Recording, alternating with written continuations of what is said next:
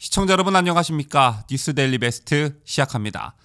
어제는 대장동 게이트와 관련해 굉장히 많은 일이 있었습니다. 우선 문재인이 신속한 수사를 지시했고 김호수 검찰총장과 김창룡 경찰청장은 검경 한라인 구축을 지시했습니다. 그리고 검찰은 화천대유 대주주 김만배 씨에 대한 구속영장을 청구했습니다.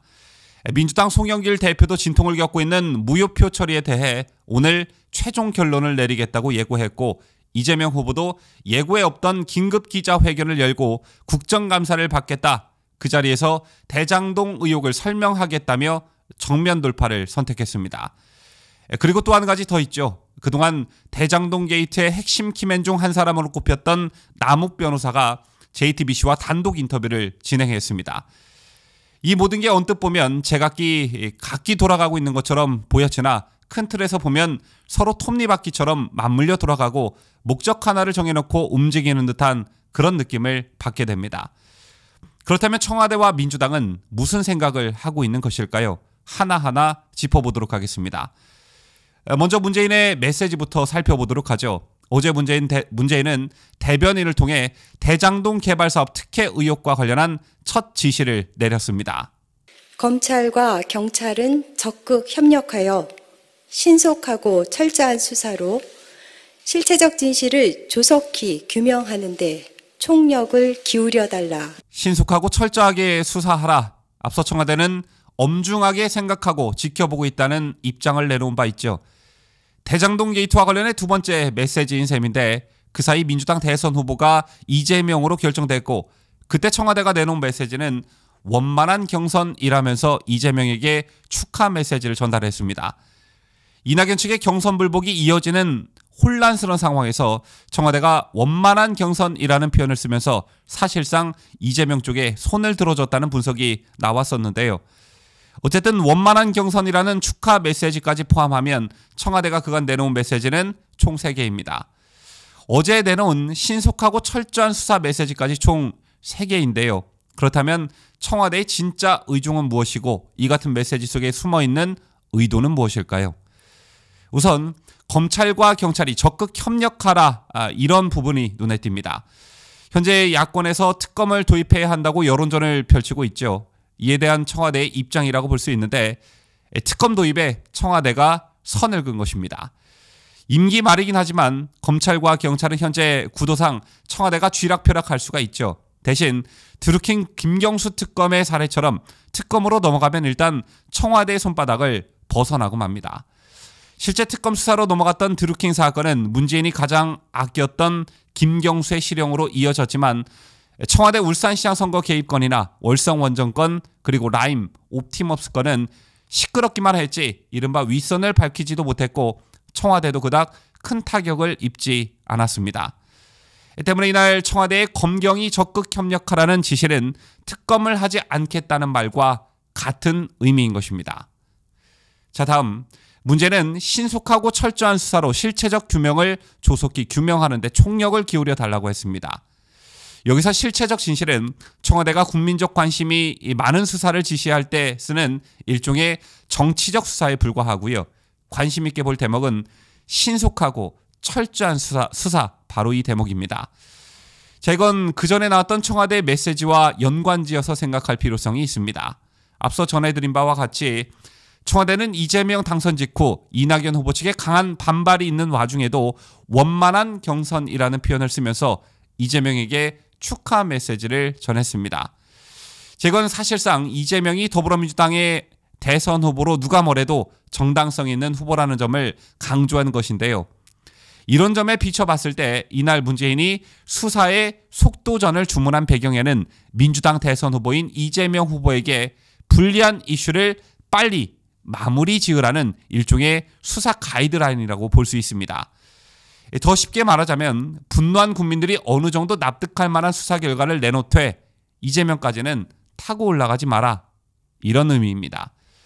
이런 심정을 뒷받침하는 일이 어제 연달아 일어났죠. 민주당 송영길 대표는 진통을 겪고 있는 무효표 처리에 대해 오늘 최종 결론을 내리겠다고 예고했습니다. 그래서 내일 최고위원회에서 정리할 계획입니다. 그러니까 이것은 정치적으로도 승복해야 될 상황이다. 사실상 결선 투표를 요구 중인 이낙연에게 승복을 압박한 것인데요. 보나마나 오늘 송영길은 무효표 처리에 대해 이재명의 손을 들어주면서 더불어민주당의 대선 후보는 이재명이다라는 것을 못 박을 것입니다. 여기에 한 가지 더, 어제 당청이 이렇게 움직이자 이재명이 예고에도 없던 기자회견을 자청했습니다. 문재인이 대장동 의혹에 대한 신속 수사를 지시한 지 약 30분 만에 이뤄진 기자회견이었는데요. 예정된 행사까지 미루고 전격적으로 이뤄진 이 기자회견에서 이재명은 국정감사를 받겠다, 그 자리에서 대장동 의혹을 설명하겠다며 정면 돌파를 선택했습니다. 여론전에 본인이 직접 뛰어들겠다는 건데요. 당에선 무효표 처리에 대한 당내 분란을 불식시켜주고 청와대는 특검을 막아주고 나머지 여론전은 자신이 직접 뛰어들겠다는 겁니다. 지금까지 당청 그리고 이재명의 일사불란한 움직임 소식을 전해드렸는데 영상 초반에 말씀드렸지만 이들이 각자 움직이는 게 아니라 톱니바퀴처럼 유기적으로 일사불란하게 움직이고 있다는 점을 쉽게 알 수 있습니다. 그 목적과 배경엔 속도전으로 이번 대장동 게이트를 종식시키자라는 일종의 합의가 있었다고 보는데요. 그렇다면 이들 계획의 변수는 무엇이 있을까요? 개인적으로 3가지 정도가 있다고 봅니다. 첫째는 유동규, 김만배를 구속시킨 김오수의 검찰입니다. 곳곳이 친여 성향의 검사들로 채워진 김오수 검찰이 수사 의지를 갖고 사건의 진실을 밝혀낼 것이냐, 아니면 청와대의 눈치를 보고 또 미래 권력으로 이재명을 점찍어 두고 갈 때처럼 또 엎드릴 것이냐, 이게 첫 번째 변수입니다.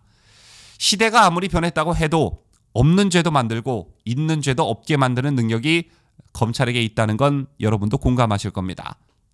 두 번째, 당청 그리고 이재명에게 최대 변수는 검찰도 경찰도 어쩔 수 없는 명백한 스모킹건이 나오는 겁니다. 온 국민이 관심사는 대장동 게이트로 이재명이 법적 처분을 받느냐, 그래서 대선에 계속 후보로 뛸 수 있느냐 없느냐, 바로 이 점인데요.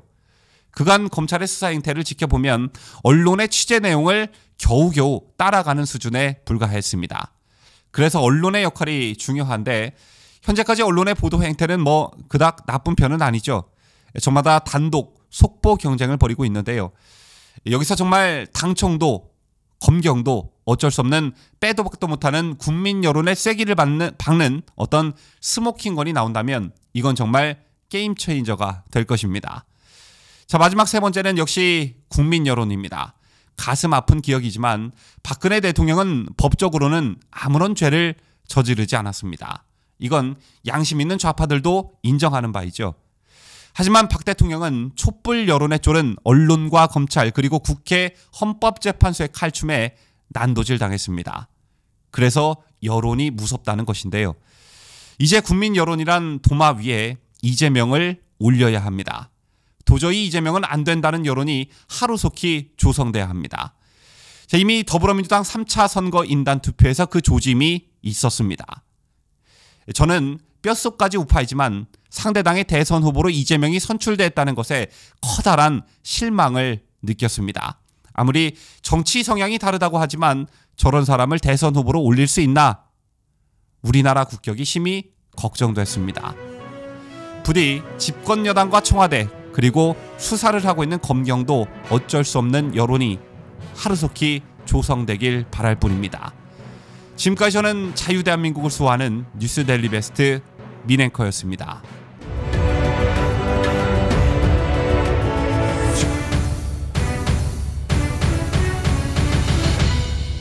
함께해요.